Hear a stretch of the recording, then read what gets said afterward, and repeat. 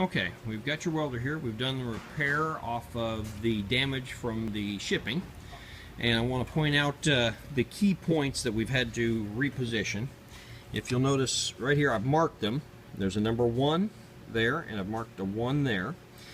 These two cams, this cam has to be in position for welding. So when this one is making the micro switch, that tells us we're in the weld position. When the bottom one makes, that tells the welder to shut off.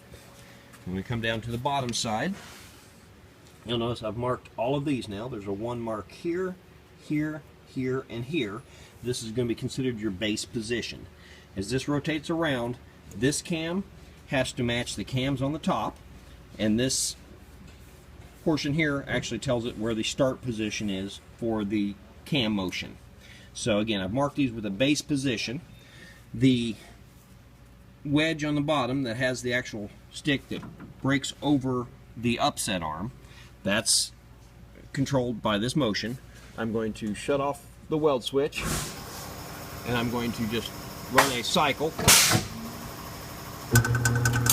and as you see, it's coming forward. As this cam comes forward, that arm strikes that, and when that clicks that over, that makes your upset, which finishes the weld. This rotates 360 degrees on every weld and stops back on this micro switch. So that cam position, this cam position, and this cam position have to agree for the welder to work properly. Currently, I'm welding round tubing that we had left over from last time. The program is 2 on the squeeze time, 1 impulse, 1 cool, 0 up percent, 15 on the heat time at 55 on the heat percentage, 0 on the down percent, 60 on the hold time, 01 on the off time. As we come around to the back side, I'm currently using about 40 pounds of air pressure, and I've got my motor speed setting currently on the 6. And this is basically the base position. We can adjust the heat percentage on the machine for more power. The motor speed can be controlled for a slower operation to maintain the flash. But again, I've got round stock, so I'm going to demonstrate welding that. We're going to turn our weld switch on. Now with this, we've got a crimped end. I'm assuming this is going to lay flat. We're going to crimp that up. So now that's located. Back up a little bit. I'm going to hold the start button for at least 1 second for it to get off that micro switch.